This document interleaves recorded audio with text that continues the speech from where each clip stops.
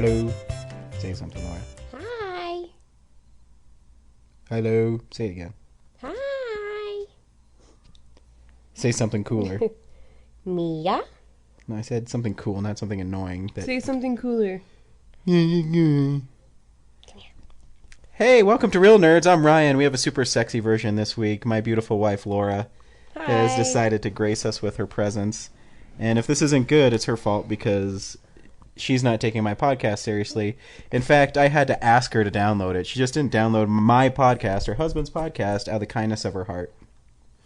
And why is that, Laura? Because I have other podcasts to listen to. I download it. I just don't listen to it very much. I know, because that's really mean. It's not that mean. You know, if you had a podcast, Laura, I would listen to it. No, you wouldn't, because it'd be about, like, beauty and shoes and shit. You wouldn't listen to that. Yeah, but I would Oh, yeah, but what? See, I wouldn't listen to it, but no, it didn't. Neither would anybody else. Burn. Anyways, this week is a little different. I could not decide on a movie to watch because they all are not very exciting this week. So I forced my wife to watch the Evil Dead trilogy with me, and we'll be getting into that shortly. But first, we do a little segment called Real News. I would know that because I never listen. Honey, you can't talk right now. We put music in to signify real news. Okay, music.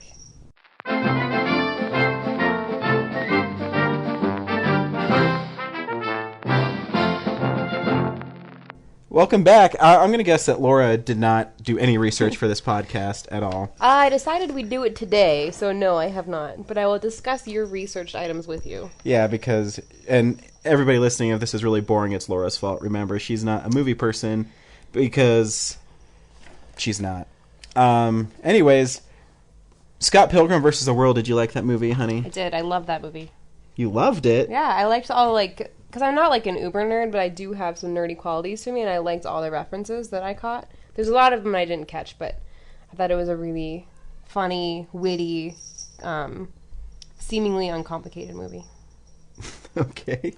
Anyways, it didn't do very well at the box office, unfortunately. But it found a permanent midnight showing every week in Los Angeles. Cool. Well, isn't it, because I was listening to my other podcast I listened to, not yours, and I guess, like, Scott Pilgrim vs. the World was on a specific billboard at Comic-Con, and apparently, like, every movie that's been on that billboard has flopped. And it's like the Comic-Con curse. A lot of people say that Universal wasn't at Comic-Con this year because of Scott Pilgrim vs. the World. But Quentin Tarantino evidently owns a theater in Los Angeles, and I don't know if it's Friday or Saturday, I couldn't find the article when I was researching it, but they're going to show it every week at midnight. So it kind of has its cult status. And I thought that was really cool because I like the movie too, and everybody should see it, and it's really disappointing that a lot of people didn't go and see it in the theaters because it's funny and awesome. It's definitely worth your time and money, for sure. Awesome. And also, me and James have a little thing that we do every week where we bash cute. AMC.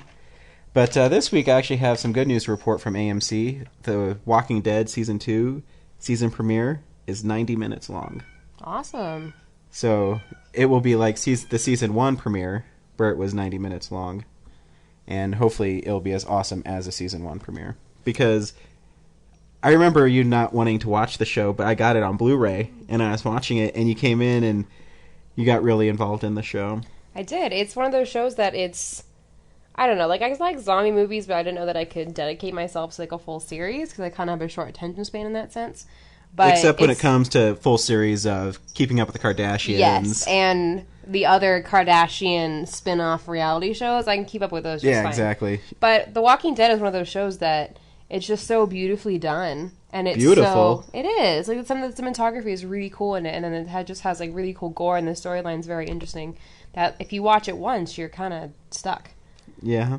And it's... What's your favorite storyline in The Walking Dead, honey? Well, of course, I think most chicks, I'm assuming, would agree with me when saying, I don't remember any of the names, but the main dude, Rick's wife, and then Lori, and his buddy Shane. Yeah, like, Shane saved Lori and their little boy, but now they're doing it, and then Rick, it's like, I don't know, I like the love triangle part. That's my favorite part. Rick comes back. That's a good part. It is. I like it. Because, yeah, hey, good job, honey. I'm really proud of you. For what? For liking The Walking Dead. Aw. I like stuff that you like sometimes. Sometimes. That's a big sometimes. So, Laura, why don't you tell everybody, because this is probably the only one you're going to be on, what are your favorite movies? My absolutely boring most next favorite movie of all time is Nightmare Before Christmas. And why do you like that one so much? I don't know. Like, ever since I was a little girl and I saw it the first time, it just, like, I don't know, just so visually stimulating, and I love Jack and Sally, and I love Halloween, so it kind of ties into that. I don't know, just the movie. But it's a Nightmare Before Christmas. It's not really Halloween.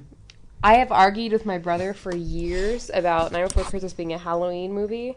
It's absolutely a Halloween movie. And why is that? Because, honey, it happens during Christmas time, and it's about them taking over Christmas, but their Christmas is sort of just a different version of Halloween. Oh, okay. And how so? There's a giant snake that eats a little boy's tree. Honey, I'm trying to get you to talk about the movie. Well, I'm setting you up, and you don't even take the bait. I'm trying to have you describe why you like the movie. I'm not as long-winded as you, sweetheart. And as technically awesome. One, two, I think I'm a big music person, and especially, like, I played a lot of band in high school, so any classical music I really like a lot, and so I love the soundtrack to it. Not the story, just the soundtrack? No, I love the story. I love all of it. That's why it's my favorite movie, honey. Who's your favorite character in it? It's a tough call. Jack, obviously, but I also think Sally is pretty awesome. What makes Jack and Sally so cool? Well, because they have, like, the ultimate, like, friendship. Like, they're friends at first, and Sally really likes Jack, and she has the vision, and she knows that his Christmas isn't going to go well, but she sort of supports him because she's his friend, and then she kind of quietly tries to, you know, get rid of it when she puts the fog in the pond, but it doesn't work for her. But then she helps him save the day because she's his friend, even though she knew it was a bad idea. She's his friend, and she's going to support him. And then they fall in love at the end, they kiss, and it's really cute. Good. And we were just talking earlier before we started, and who's your favorite director? I don't know. Oh, You don't know? Tim Burton. Boo. Why? Why do you like Tim Burton? I don't know. I think I like darker movies, and I like weird movies. Yeah, but he's also dark because he thinks it's cool. Like, he doesn't make actual dark movies. I know, he takes lighthearted things and makes them dark, and I think it's really cool. Like, his Charlie and the Chocolate Factory, I think is great. Because it's a very lighthearted kids movie, he kind of makes it sinister a little bit, and I dig it. You know, Tim Burton really didn't make Nightmare Before Christmas, right? I don't have to tell you that. Yeah, I know. Okay. I'm well aware. I hope so. So when you say you like Tim Burton, he's not really in charge of Nightmare Before Christmas. I mean, he helped design characters, but some other person made that movie. I understand, honey. Next, you're going to tell me Edward Scissorhands is a great movie. It's a pretty good movie. False. It's not one of my favorites. It's a decent movie, though. You know what? And Beetlejuice is only good when Beetlejuice is in it. I like Beetlejuice. Okay, name me a cool part without Beetlejuice. Without Beetlejuice, when the couple is trying to scare the people and they pull their faces into weird shapes, I like that part. Yeah? I don't. Yeah, it's because you're a fuddy-duddy. Yeah, no, that movie's so boring until Beetlejuice is on screen, and he's only on screen for 10 minutes of the movie. I think the rest of it's really cool. No. This is, by the way, folks out there, this is how every argument with us goes. That's not how everyone goes. Yeah. It's like, honey, we should watch this, so I really like it. No, I don't want to. I guess in the sense that I'm always right, then yes, this is how all our arguments go. Okay. That's it. That's it. What other movies of his do you like? You say Planet of the Apes, so help me God. Planet of the Apes is a good movie. His version? Yeah. Marky Mark? Marky Mark is hella hot. And he comes back and there's a monkey head on the Lincoln Monument. He's like, no! Like Darth Vader in Return of the Jedi. I mean, Return of the Sith. Revenge of the Sith. And I know you totally disagree with me, but I thought his Alice in Wonderland was very visually cool. No, that movie was terrible. It was a shitty movie besides, like, how cool it was, but, like, it was kind of neat with all of the special effects. Yeah, but see, my thing with Tim Burton has always been is, visually, I'm going to make a cool movie. I don't care about anything else in the movie. Ooh, and that's my big argument. I just remembered another one. His Batman that he did was awesome. No. What? I loved that movie. That movie, Jack Nicholson was good in it, and Michael Keaton was cool as Batman. No, Michelle Pfeiffer was good. Danny DeVito was good. Batman Returns, honey. He didn't do that one, too? He did do that one, but that's Batman Returns. Oh, they're good. Yeah, in the first Batman, Batman's flying the Batwing all over town, and Joker's able to shoot it down with a gun. So lame. And then they tie the Joker's... Bruce Wayne's parents were murdered by the Joker before he became the Joker. Lame. You know the one Tim Burton movie that's really good that not a lot of people have seen? Is Ed Wood. That's his best movie. I like Ed Wood. Because Martin Landau as Bela Lugosi is fabulous in that movie. Okay, I like that movie too. I'm surprised it's not all sentimental. And what other movies do you like? Oh man, if there's a movie out there where a woman is trying to make it in a corporate world, then... No. I'm trying to think of my other favorite movies. Yeah, actually a lot of them are pretty sappy. American History X, one of my very favorite movies. Really? Yes, I love that movie. And why do you love that movie? Well, because as you know... How can you love a movie where it's nothing but hate? Because I love the social... You love the redemption part of it, yeah. That he learns... Edward Norton's one of my favorite actors, though. He's fabulous. He's really good. He's awesome in The Incredible Hulk. Never saw it. I know, you don't see cool movies. You see American History X probably because you want to see violence and sadness. Yeah. I'm big into sadness. You are big into sadness. Sad, I'll watch it. See, when I see Precious and I see that fat black chick running away eating fried chicken, I laugh. That is how far you know about that movie. Because it's funny. I saw a clip of it when I was watching, I don't know, Access Hollywood or something. And I laugh because it's funny. And then people like you will always say, oh, it's so sad. She didn't even have any money to eat. Wah. But it's funny. To me, that's funny. And, you know, I don't like movies where it's the main character is always getting beat down and then they're somehow they're able to make it. They can do it. But you love those kind of movies. I don't know. I'm a big sucker for a triumph story. Yeah, what's your favorite triumph story movie? I don't know. I have to, like, I'm not, like, as movie-oriented as you, so it's hard for me to think of those things right on the spot. I know, that's embarrassing. Why? Sometimes I don't know if I should have married you. Shut up. You're a brat face. If you can't tell by her voice, my wife is very beautiful. Aww. Kind of sick right now. I sound more manly than I usually do, but thank you, honey. No, you don't. So, I know the next time you go into, what have you watched this week? No, I'm not done with news, honey. Oh, okay, what's more news? You can't run my show. You can't come in here like you run the house and run my show. I run everything, honey. You cannot run my Real Nerd show. Okay, then I will let... How do you know I wasn't done asking you questions about what movies you like? I don't know. Exactly. This is Real Nerds with Ryan Frost. This isn't Real Nerds with Laura Frost. Yes, it is. No, it's not. You don't even download it, so you're not even allowed to have it. I do. I have like 5 listened to episodes on my iPod. Yeah, how many do we have? I don't know. Yeah, we have 11, so you're missing 6 of them. Yep. And that's really hurtful because it's unbelievable, really. Man. So my wife, too, loves Netflix, and I always have a big problem with Netflix because I don't think it's that cool. It's always the same. None of the movies are really that good on them. And, you know, I'm not a big fan of streaming because the picture quality goes down. Laura doesn't care about picture quality at all. I do. I notice the difference between watching Evil Dead on Blu-ray and Evil Dead on DVD or video because I'm old. But their Stars, who is a big... gives them a lot of their catalog for streaming. They walked out of their deal. So in February, Stars is no longer going to be on Netflix. So they're going to lose a lot of stuff. I don't know. Netflix price went up, honey, too. I don't care. You know, now... I'm cool with it. But see, I care because I have to sit here and watch Mad Men. And... Honey, I finished Mad Men. You don't have to watch it with me anymore. Thank God, because what we're doing right now is what happens in Mad Men. They just sit there and talk. They don't do anything. No, I think my favorite thing about Netflix is, like, just finding random crap. Like, I love just going, especially the documentaries. I love documentaries. I like to go through and just be like, oh, that's interesting. I'll watch that. And then I find all these things and I learn all this new stuff that I didn't even know I wanted to see. The only cool thing about Netflix is it had the first 3 episodes of Spartacus on it. And I watched it, and Spartacus is awesome. Whatever. I come home from work and I go to watch my Mad Men or my Roseanne on my Netflix. And there's always things in the, like, recently viewed thing that you've watched. So you do too. Yeah, that's because they're zombie movies. And I don't want to spend money on them. You do spend money on them. Oh, yeah, I know. You take it out of my account to pay for our Netflix account. Honey, our account? You didn't even say it. I always set you up for you to backhand me, and you never do. I know. Well, because I see the setup coming, and it's funnier for me if I just let you, like, let that setup kind of die. Oh, okay.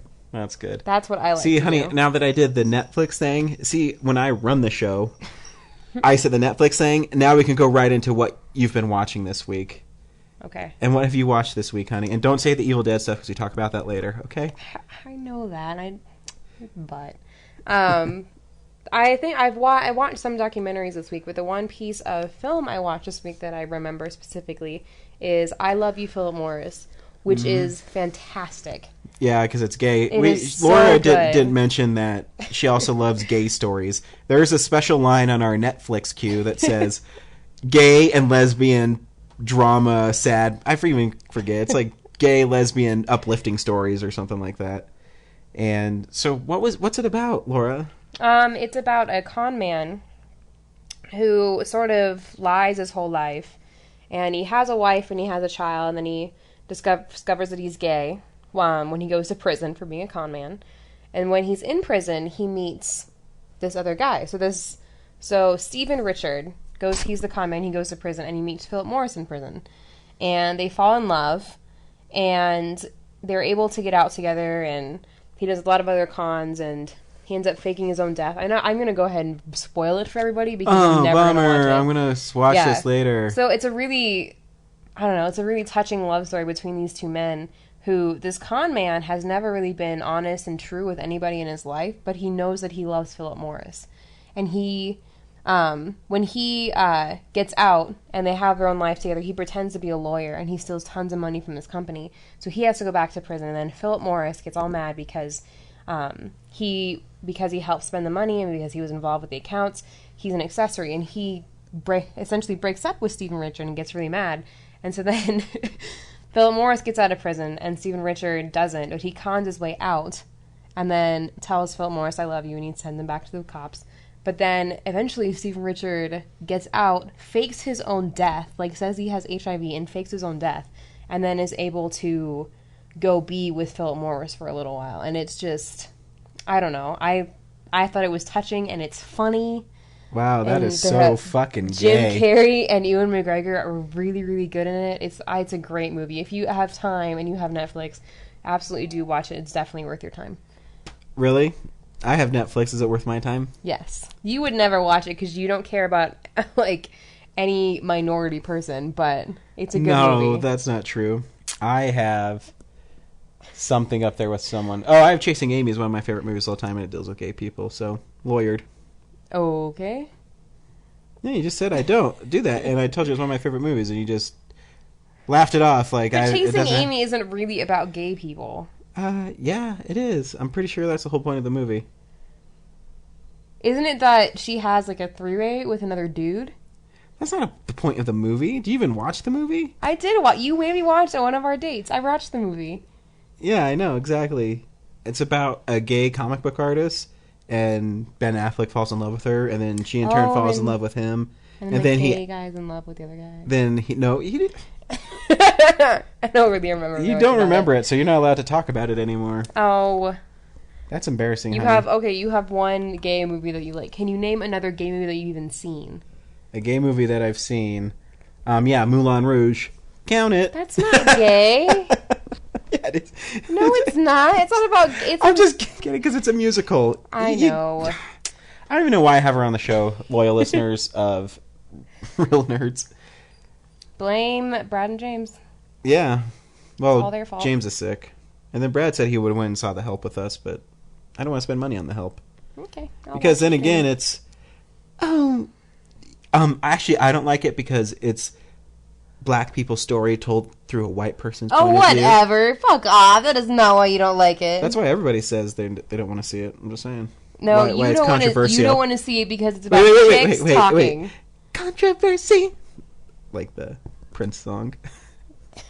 No, you don't want to see it because it's about chicks talking. Yeah, I know. Anything about chicks talking, you would have nothing to do with. Even if it's witty and well written, you have. What's witty and well written that has chicks? Sex in the City. Bitch, bitch, bitch, bitch, martini, boobs. Bitch, bitch, bitch, bitch. Oh, I'm sorry, Cosmo. Boobs. What were you telling me today? About some dude's semen tastes bad. What's it called? Oh, he had Funky Spunk. Oh, yeah, Funky Spunk. For all our female listeners out there, I'm sure that's really funny. It is. I'm sure they just got that reference right Did you know she is going to be in a movie called How Does She Do It? You mean Sarah Jessica Parker? Yeah. Because the Funky Spunk episode's with Kim Cattrall, so just clearing up things. Oh, okay. I don't know, whatever. I know, and I'm going to go see it with Sierra. Good. Sierra, she's a listener. I know, she's a listener. I don't even listen to my own husband's podcast. I know, she does. So, yeah. So you can go see that with her. Sierra thinks I don't want to see that one. What movie did I make Sierra take you to go see? Burlesque. Burlesque, because I refused to see that with you. It was, like, epically awesome, though. Like, it was so bad that it was awesome. Like, there were so many good one-liners. So bad that it's awesome. Our movies, like, I don't know, Troll or something. It was good. Critters. I love Critters. It was good. What else have you watched this week, honey? I watched a documentary about a swingers club in New York. Plato's Retreat. It's really famous. Yeah. Never heard of it before? No, I never heard it before the documentary. It was really interesting. Yeah, the documentary was boring. Not enough boobs. There was tons of boobs. Yeah, but it was like 70s chicks' boobs, so they weren't that hot. Okay, honey. Cool. Well, we'll get to the real stuff that I've watched, because that stuff's actually good. Not the stuff Laura watches. I watched Tropic Thunder again, and Robert Downey Jr. is amazing in that movie. He is. That movie, I'm not huge into dumb comedies, but that movie was I know. That's why you're no fun. So, this is a little off topic. I'll go back to Tropic Thunder in a second. My wife hates dumb comedies, but she loves Talladega Nights. Oh, I love it so much! But today I got the Blu-ray of Anchorman, and she's like, Anchorman's stupid. I hate Anchorman. I was not that whiny about it. You make it sound like I'm super whiny. You are whiny, and... But it's like pretty much the same movie, just like a different setting. Has almost all the same people. But yeah, my wife's goofy like that. Yeah, you are. No, Talladega Nights is universally hilarious. Yeah, so's Anchorman. No, the kids spouting random, like, dumb insults. Do your impression of the kids, it's fun. No, you can't. I'm not a dancing monkey, honey. You can't steal my lines. You say that. Yeah, you always say, do this, do that. Yeah, do it. No. Why? Because it's not funny when I do it. Yeah, it is. Everyone's seen Anchorman, especially if you have the DVD. There's a special feature on there where you can it's just a reel of the kids doing their insults, and it's hilarious. It is so funny. It is funny. So anyways, my favorite moment in Tropic Thunder is when Robert Downey Jr. is talking to Ben Stiller about Simple Jack. And for those of you who haven't seen Tropic Thunder, you should see it. But Simple Jack is a movie that Ben Stiller's character did where he acts like a retarded person. And he says stuff like, you make me happy. And so Robert Downey Jr. is playing a white guy who's black, and he tells Ben Affleck that he went full-on retard. He can't go full-on retard, or it makes you retarded. And you have to see it, because he goes on for about a minute explaining why you can't be full-on retarded. Well, and I think Jack Black's character in the movie is really funny, too. He's like a super cokehead, and they're out in the jungle, and he doesn't have his drugs, and it's pretty funny. Yeah, that one's all right. I like the fake trailers at the beginning. Jack Black's Fatties is funny because it's just making fun of Eddie Murphy's The Nutty Professors, which the first Nutty Professor wasn't actually that bad. The second one was terrible. But yeah, and then, I always got a kick out of Robert Downey Jr. and Tobey Maguire's fake trailer where they're these priests in love. And his Robert Downey Jr.'s character's name is Lazarus something. And it's on the screen, it says 5-time Academy Award winner Lazarus so-and-so. And then it goes close up and it says MTV Best Kiss winner Tobey Maguire. And it's this gay tension between priests. It's really funny. So yeah, Tropic Thunder. If you haven't seen it, you really should see it. What else have I watched this week? I have watched Simpsons season 13. Some of them. It's alright. That's when The Simpsons started not being as funny to me. I love the first 10 seasons of The Simpsons. My favorite season 4 has lots of classic episodes in it. When I was young, honey, me and my friend Brandon, we would actually record The Simpsons because when they were on syndication even back then, and Fox used to run them from like 4:30 in the afternoon till 7. There'd be 5 or 6 episodes in a row, and we'd just record them, and we'd always watch them. No, I remember doing that because I remember like every day with my brother and my sister. I think it was like at 5 o'clock. They played Simpsons for 2 hours before the news. We used to watch it every single day.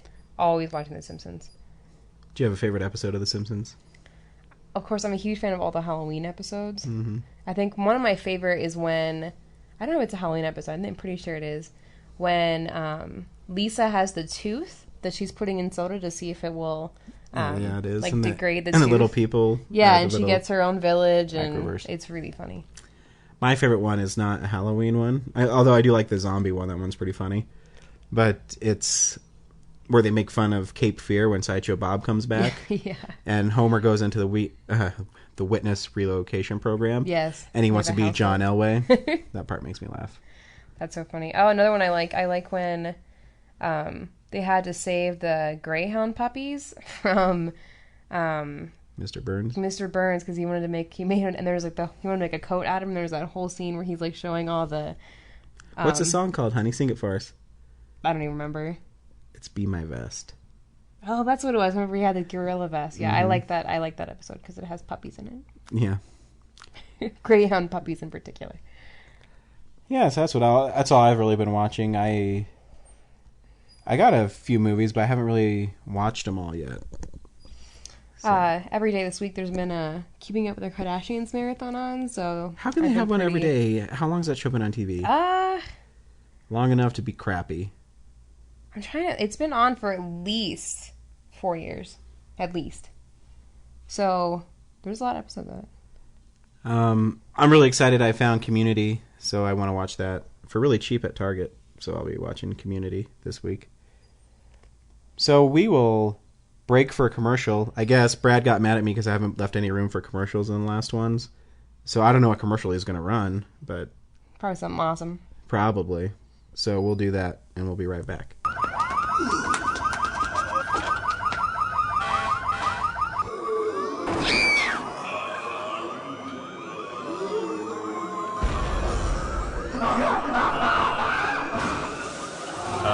Dude, they're coming this way.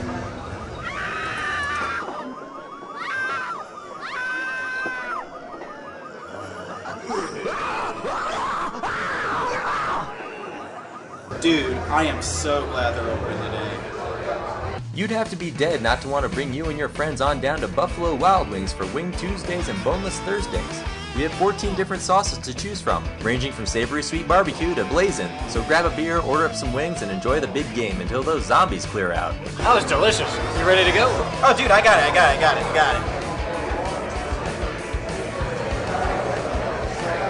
Dude, my wallet's in the car.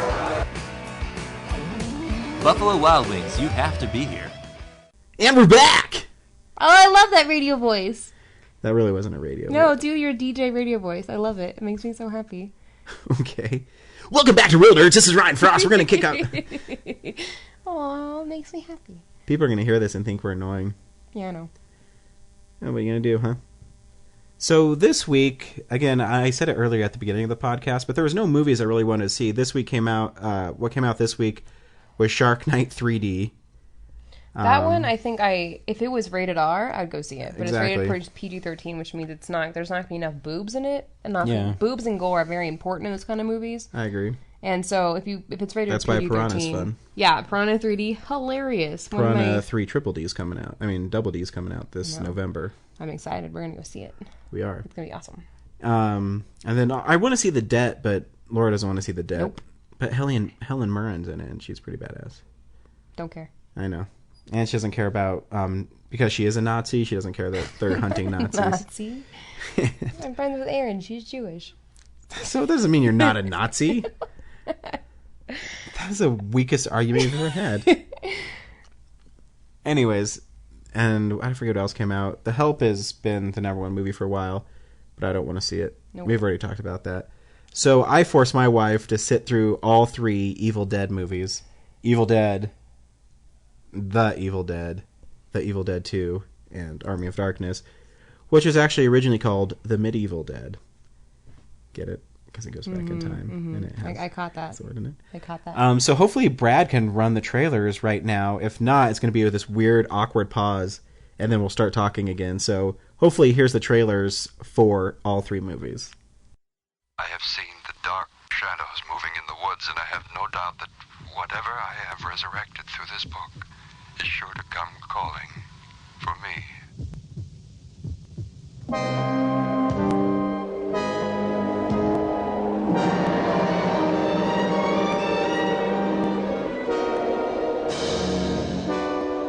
No, it was the woods themselves. They're alive, Ashley.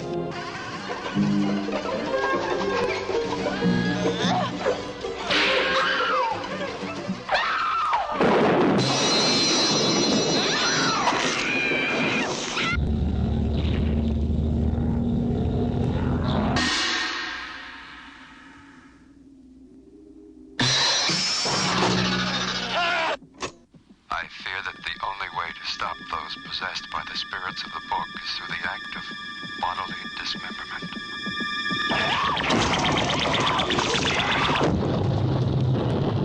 I don't care what happens to her.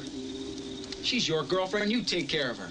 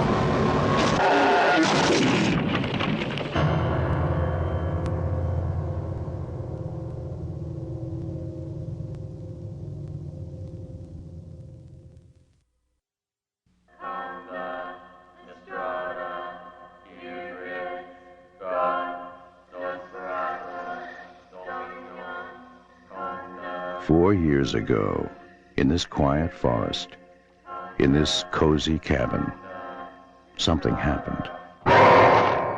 Something so frightening. Something so deadly. Something so evil. We prayed it would never happen again. Now, from the creator of Evil Dead comes Evil Dead 2.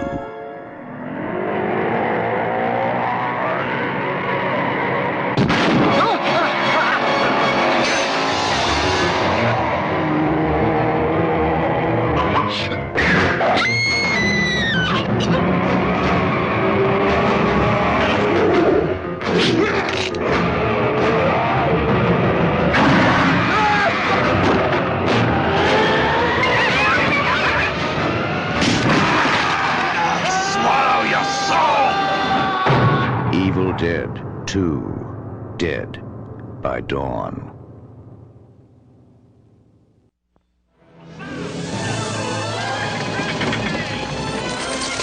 In an age of darkness. May God have mercy upon your souls. Something's wrong. Something's amiss. And a time of evil. You shall die! When the world needed a hero. This one was so about to die! What it got was him. Groovy. You know your shoelace is untied.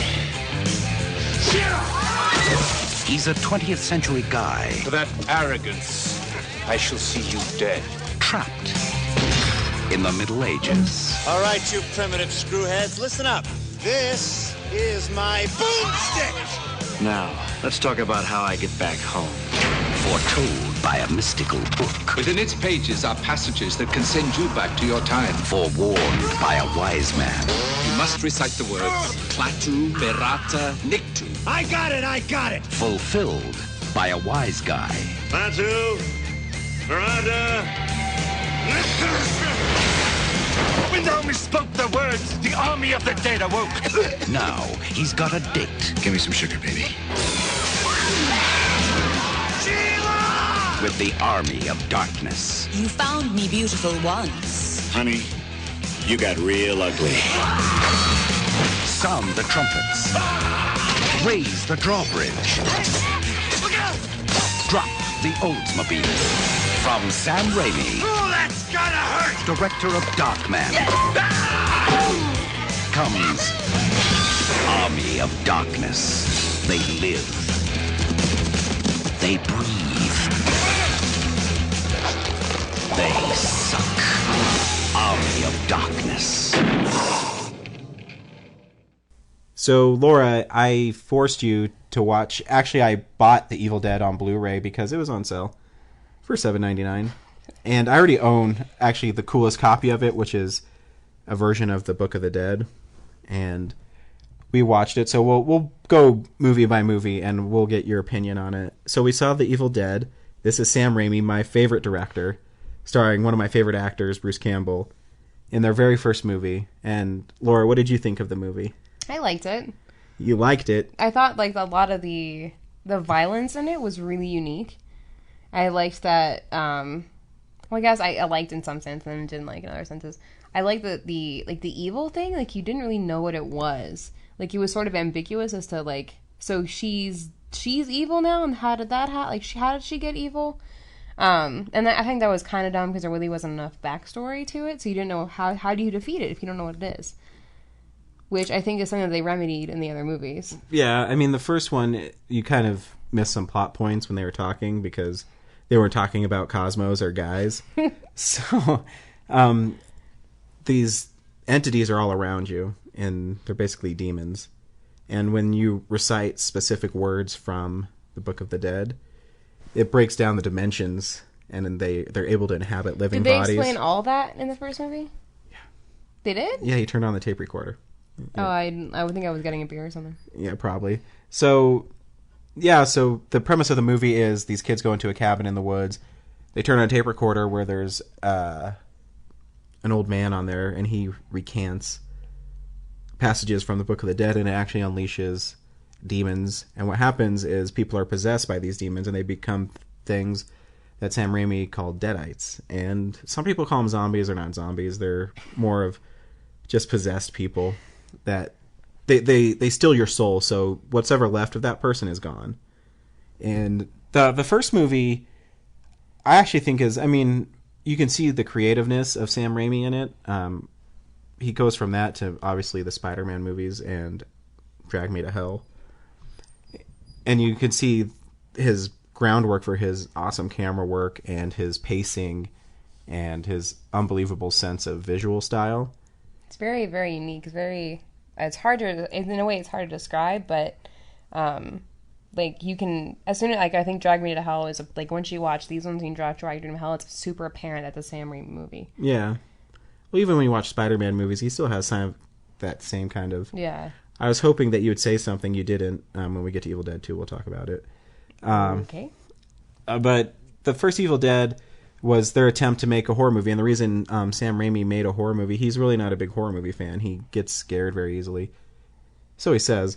But back then, and even today, it's really easy to make a horror movie because they're cheap. And all he needed was his friends to be in a cabin, and Bruce Campbell's his best friend, so he got beat up the most. And so he knew that if he threw blood or threw whatever on Bruce Campbell, he'd just keep on doing it. And it kind of lays the groundwork. Ash in that one really isn't the Ash that you know from the later movies.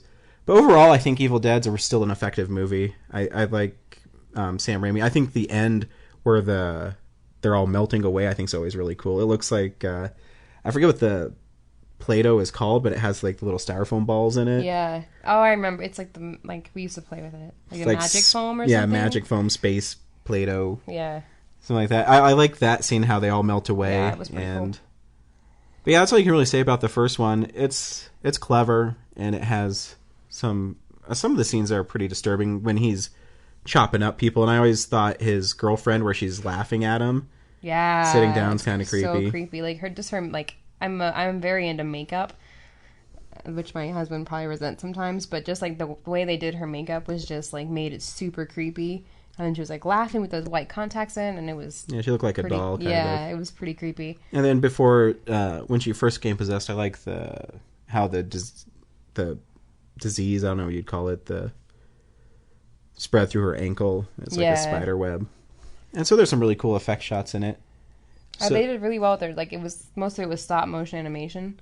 They did really well with it. It came out really good. It took a long time. They didn't have very much money, but there's some cool shots. One of my favorite shots in it is, it's really subtle, but when they first come into the cabin, it's the camera's above the car and it just follows it in. I think it's really cool, and you can see Sam Raimi visual awesome style starting to come through in the movie. Yeah, it's certainly more subtle in the first movie. It's probably just it's being developed, but you can. But when you get to Evil Dead 2, it really shines through. So Laura, why don't you tell us what happens in Evil Dead 2? So Evil Dead 2 is almost a retelling of the first one. In a way, they sort of recap a little bit, and they're like, well, we're going to go with a different story. So there's a couple, and they go to this cabin, and then you find out later that it's this woman. It's her parents' cabin, and her father is some sort of archaeologist where he transcribes ancient texts. And then again, they have a tape recorder that Bruce Campbell's character Ash goes to play. No, it happens later on, doesn't it? I'm so terrible at recapping these movies. You did it right. So it happens again when he goes to play his tape recorder, and then it raises all these spirits, and then all hell breaks loose, and then what's his girlfriend's name? I don't know. You heard her name in 3 straight movies. Is it Sheila? No, that's in the Army of Darkness. It's Linda. Linda. Such a plain name. I'm shocked I remembered it. So then, like, all hell breaks loose, and Bruce Campbell, Ash, I should probably just start saying Ash, is in this house fighting off all these evil spirits, and like their budget for fake blood and like buckets of black looking shit like must be super high because they're always dumping stuff on Bruce Campbell all the time. Actually, that stuff's really cheap to make. You know how they make fake blood? It's Caro syrup. I know, we used to do it when we were little because my brother and I used to like to play tricks on my mom. Yeah, no, you're 100% right, honey. That movie starts, it's basically a retelling of the first one.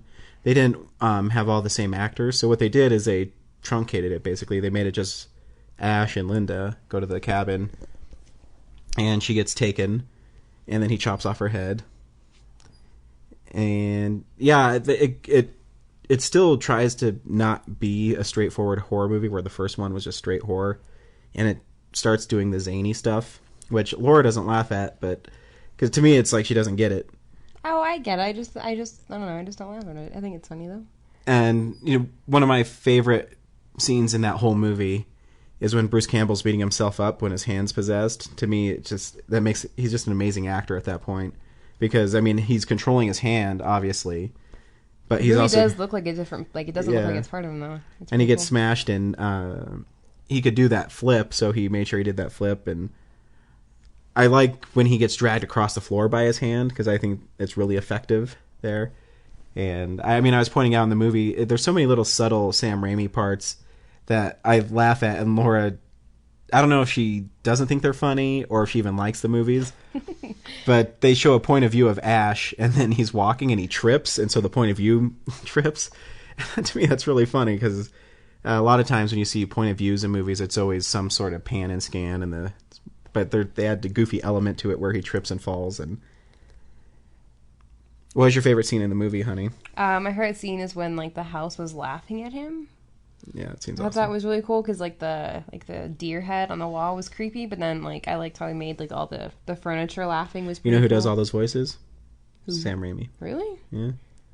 Does he have like a really high pitched voice? He does. Not like a really high pitched voice, but he's they call it the Force, is the thing that you don't see, that whoa, yeah. That's Sam Raimi, and that that's Sam Raimi too. And yeah, that scene's really funny because I love Bruce Campbell in that part too.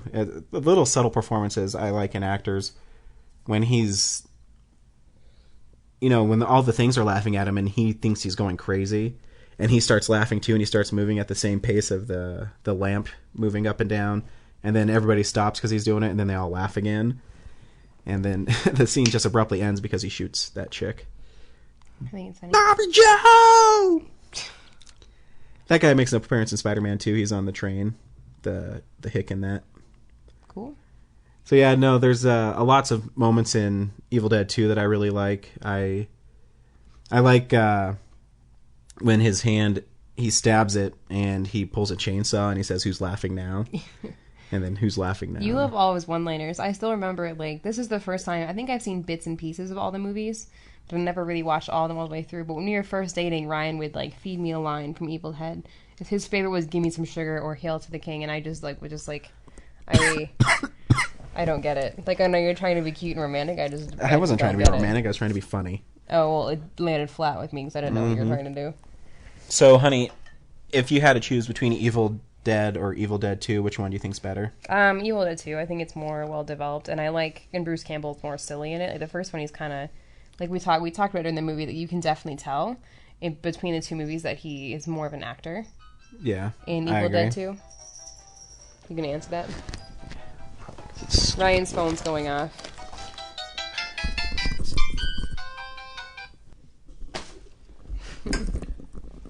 And we're back! Sorry. Anyways, where was I talking about? Oh yeah, stay out of my booze. What? That's from The Simpsons. We were talking about Bruce Campbell as an actor. Yeah, no, it is a big step from Evil Dead to Evil Dead 2. And I think the overall movie in Evil Dead 2 has a better pace to it, and I think it's a tighter script. Absolutely. And it's just silly. And they got rid of his unibrow, which I found very distracting in the first movie. Yeah. And do you find him more attractive in the second one? I don't think he's a very attractive man. Really? I don't know, his features are too strong for me. He's so handsome. His chin is huge. Yeah, that's why he has a book called If Chins Could Kill. That's why he's also known as The Chin. Well, I'm sure you're very attracted to him, honey, but... I am, very much so. You're a weirdo. You're weird. So, yeah, I agree. Evil Dead 2 is one of my favorite horror movies. Because it's silly, and... I mean, like the Henrietta, I love when... Actually, my favorite part in Evil Dead 2 is where Ash becomes the action hero Ash. And that's after he comes out of the cellar and he has just that determination. And he chops up that Henrietta and the head falls on the ground and he goes, "I'll swallow your soul, I'll swallow your soul, I'll swallow your soul." And he points a gun at it and says, "Swallow this." And he shoots her and he kills her. And that's where Ash becomes Ash. Maybe a little bit before when he gets his chainsaw and says groovy. Yeah. But that's the actual moment when he transforms into Ash. Which leads us to Army of Darkness, which is my favorite movie of all time. Laura, what happens in Army of Darkness? Army of Darkness, so they didn't... In Evil Dead 2, there's this chant that they have to say to get the evil shit to go back where it belongs. They don't get to finish the chant, so it opens up this warp hole that sucks Ash back into medieval times, like approximately 1300, excuse me. Look at you. And so he is dropped into the 1300s in the middle of a fight between two kingdoms, and he's taken as a slave, and they have the evil shit too. So then he helps them figure their stuff out, and he works on getting back to his home. And they also explain, like, you know, who Ash was before he went to... And where does he work, honey? He works at S-Mart. And what do you do at S-Mart? You shop smart. That's right, you shop smart. Shop S-Mart. Mm-hmm. Yeah, you say that to me all the time, too, and I never got it. You used to, yeah. Probably. Not so much anymore, because once you get married, you don't really care so much about, like, you know, entertaining the other person, but... So, Laura, did you like Army of Darkness? I did. It's very zany. It is. It's out of control. It reminds me of sort of like a darker version of Robin Hood Men in Tights a little bit. Yeah. I thought you'd really dig the music, though. It's Danny Elfman. I did dig the music. I love Danny Elfman. And could you tell it was Danny Elfman? Yeah. Well, I can always tell it's Danny Elfman. Yeah. What piece of music in Army of Darkness was the biggest giveaway for Danny Elfman? Probably the end. He's very... One thing I love about Danny Elfman, he has very dramatic pieces. Like, I'm going to talk about... I'm kind of a sucker for drama. And they're also very complicated, like, slow-moving strings with fast-moving winds. And, I don't know, it's very signature. You know what? You picked out his signature song in that whole movie. It's called March of the Dead, and it's at the very end where all the Deadites are going to the castle. And it's that... Dun, dun, dun, dun, I don't even know how it goes, but yeah. There's the dead people playing on the... Yeah, on the flute and... Of the femur. Femur bone. The femur bone. So yeah, no, I love Army of Darkness, and for someone who loves movies so much, it might not be what someone like Brad would pick as his favorite movie, but his favorite movie is Teenage Mutant Ninja Turtles, so I don't know if we can judge. But to me, it's what I like in movies. I have serious movies, but I'm not a big serious movie person. No, you're not. I like movies for the entertainment, and sometimes I think if they're too serious, then it takes away from the entertainment. I think that's one of our biggest differences. I like serious movies. Like, I like serious movies that really, like, I don't know, they make me cry and make me feel things, and Ryan is really not that kind of moviegoer for sure. No, I every once in a while I'm in the mood for a serious movie. You know, I like stuff like The Departed and things like that, but, you know, if I love Army of Darkness because it's so crazy. I mean, I mentioned to you before, but they have all these classically trained actors and Bruce Campbell, because the dichotomy of it's really funny, where he's, you know, the Henry the Red guy says, "I'm Henry the Red, Duke of Shells and leader of its people," and he says, "Hello, Mr. Fancy Pants." I just love stuff like that because it's so yin and yang, and you also get the Sam Raimi trademark. He really starts to come through in the movie, because just before that movie came out, he made Darkman. And in Darkman, it has some of those same elements in it. And so when he has more money with Spider-Man and Drag Me to Hell and stuff like that, his visual style isn't compromised, and he can just have lots of fun. And that movie, to me, is the ultimate fun movie. And I could watch it hundreds of times, which I probably have. I don't know how many times I've watched it. I liked it a lot. Because I love horror movies too, and it isn't necessarily a horror movie, but it has some of the same aspects of horror movies that I like. I never know if Laura likes movies because she never laughs at them. I really don't laugh. Even if I think they're funny, I don't laugh, and I never have. I don't know why that is. And even parts where he says, "Give me some sugar, baby," it's really funny. That's one of my most favorite scenes of any movie of all time, because it's so funny. I mean, it starts with him just trailing off. And it's a really hard line to hear, but Sheila comes in, and he says, "What's the matter? You're raised in a barn?" And then she comes in really quiet, and in the background you hear him say, "Probably was raised in a barn with the rest of these primates," because he thinks he's so far advanced in his way of thinking that he can take care of these people, and then she smacks him. Which, honey, that smack was not told was going to happen to Bruce Campbell. She did it, and if you watch his reaction to it, he's shocked. And Sam Raimi told the actress Embeth Davis to smack him as hard as she can. And then afterwards, that "Give Me Some Sugar, Baby" wasn't in the script either. Really? Sam Raimi, there's a great story about when they do on the commentary. Laura doesn't listen to commentaries. Nope. So Bruce Campbell and Sam Raimi are talking, and Bruce Campbell's telling the story about "Give Me Some Sugar, Baby." And so after she smacks him, and excuse me, and Sam Raimi says cut, he starts doing this. And Bruce goes over and asks him, "What's so funny?" He says, "Hey, after she smacks you, run over, grab her, and say, 'Give me some sugar, baby.'" And sorry. And Bruce, of course, nails it out of the park with his performance. No, it's definitely a good line. And I still like it. I just like, when we were dating, he said that to me constantly. All the time. And now you know where my groovy comes from. Yeah, you do say groovy a lot. But you say it more sarcastically. Well, I mean, I don't have a moment where I'm going to say it seriously because I'm fashioning a chainsaw in my hand. So if I ever do that, I will say it groovy. All right. I'll say it more seriously. Okay. I will hold you to that next time you lose a limb and we find a piece of machinery that could replace that limb. But I always love scenes, too. I talk about this all the time, is sometimes little subtle things. One of my favorite lines in any movie is in Hot Shots Part 2, and Charlie Sheen is reading a book, and Ryan Stiles is sitting next to him, and he asks him what he's reading, and Charlie Sheen says, "Great Expectations," and he says, "Is it any good?" And Charlie Sheen says, "It's not all I hoped for." I love lines like that. It's so silly. And in Army of Darkness, the little mini Ashes pin Ash down like Gulliver's Travels, and after they jump in his mouth, he gets up, and there's that one Ash who's just sitting there screaming, and the other two Ashes come running by and pick him up. Yeah, I like that. That was a good subtlety. Yeah, and I love Evil Ash too. because I always think he's really funny. Even though I guess he's kind of scary too, but he has some really goofy bits in it, and two, I've said this. I think I've said this on an earlier podcast, or maybe I was just talking to James about it.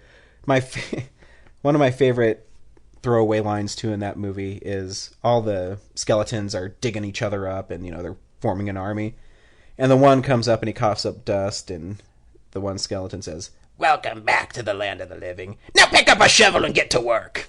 Just funny stuff like that, because he's been dead, and he says, "Welcome back," and he has to go right back to work. Laura doesn't think that stuff's funny. I think it's hilarious. Whatever, she's just staring at me now, looking at me like I'm a dickhead. No, I just love it because he always, like, those lines, the line from Hot Shots or several lines from Family Guy that he just, I know he, like, those things he just thinks are just so funny, and they really stick with him because they're so funny, because he uses them constantly. I don't know why I think subtle things are really funny. I think because, I don't know, sometimes to me, like, in your face funny isn't funny. And Family Guy, Laura knows what line it is, and it's just it's just little things that I think are really funny, and I don't know, there's just some things I really like about. I think it because I like writing, and I like when writers do subtle things like that, where it's not blatantly noticed that you're trying to be funny. It's kind of thrown away that you're being funny. I think it's sort of lost on me, because especially the Family Guy one. Yeah, I don't get it. I don't like Family Guy very much. I don't understand why it's funny. Because she's lame. Not because I'm lame, honey.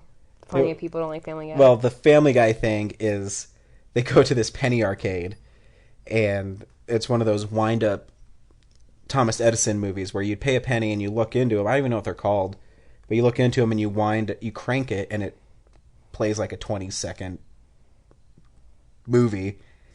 And Peter finds one called The Naughty Flapper Girl, and it's supposed to be like they're in a porn shop, so he's turning and he's like, hot, she's voting, because it was so taboo when those were made.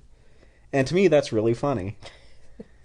My favorite thing too is that, like, if there's a joke in a movie that doesn't land with me, like, I get the joke, I understand, like, why. She doesn't understand. I know, it. No, it's funny because I understand what they're trying to do. I just think it's funny. So then Ryan will turn to me and repeat it, and then he'll explain it to me. Like, no, I caught it the first time. I just don't really see the humor in it. She doesn't see the humor in it because she's not cool like me. Okay, honey. And you can tell if you listen to this podcast and you say, "Oh, her favorite movies are A Nightmare Before Christmas." Lame. It's an awesome movie. I just pick on her for that one. I love that movie so much. You do. When's the last time you saw it? I've never even watched that movie with you. You haven't, which makes you mean. I usually watch it at least a couple times a year. A couple times a year? We've been married for almost 7 months. I've never seen that in our DVD Yeah, because I'm watching your shit constantly. No, you're watching Keeping Up with the Kardashians or The Real Housewives because of I have New to Jersey. I have to record it and watch it when you're at work. Or Jerseylicious. I don't watch Jersey Shore. I do watch Jerseylicious. I said Jerseylicious. I didn't say Jersey Shore. I don't even know. Just checking. I don't even know what Jersey Shore is. I just know there's a dude on there named The Situation, and Abercrombie and Fitch is going to pay him money not to wear their clothes anymore. Douche. Sure, I don't know anything about him. Yeah, but, like, you don't want to watch that stuff with me, so I have to record it and watch it when you're not here. Thank God. Because that would be torture for me if I had to sit here and watch that shit. I watched a couple episodes of Keeping Up with the Kardashians. Yeah, earlier. because you were out here, and I didn't feel like I was going to be mean to change it because I made you watch the Bronco game yesterday. You did make me watch the Bronco game yesterday. And that Bronco game yesterday was terrible. Last game of the preseason. They're never fun to watch. Yeah, I didn't see it. Yeah. It's fun, because I was like, when I got my job, I was like, good, I don't have to watch all the sports at home now, but I work at essentially a sports bar, so I get to watch them at work and at home. So, Laura, The Evil Dead, should people see The Evil Dead? Yes. Should they watch The Evil Dead 2? Yes. Should they see Army of Darkness? Yes. If you had to choose your favorite movie out of the trilogy, what would it be? Probably Evil Dead 2. But just break your heart. Don't worry, the divorce papers will be showing up shortly. Shut up. You're full of it. No, they're coming. Get out of here. You know, I mentioned, or I teased it earlier and I totally forgot about it, but in Evil Dead 2, when that Henrietta monster her head's caught, he jumps on it and her eyeball pops out. In Spider-Man 2, they do the exact same shot, but with Dr. Octopus's claws going across when he's attacking those people. Cool. That's a Sam Raimi recall to his past. And fanboys like me catch it. Get boners when you see that in the movie theater. That's kind of obscene, isn't it? Are you allowed to do that? Yeah, that's what I do. I get a boner when Spider-Man's swinging across the city. Oh, God. And then when he jumps up and the American flag's going and... I married a nerd. You did. And you're stuck with me. And now you're put forever on Real Nerds. I know. I do apologize if this podcast is not as entertaining. Although I think I'm really awesome and super smart. I'm not a movie buff. I know. It's very apparent that this is probably the most boring episode of Real Nerds we've ever done. I'm just kidding, Laura. Thanks for filling in. No problem. Anytime. Yeah. Well, not really. You have to buy me stuff first. But yeah, I'll buy you something pretty. and then you'll be on Real Nerds again. Yes, I will be. So, until next time, I'm Ryan. I'm Laura. Thanks for listening, and I'm sorry about my wife. She can't help it. Have a nice week.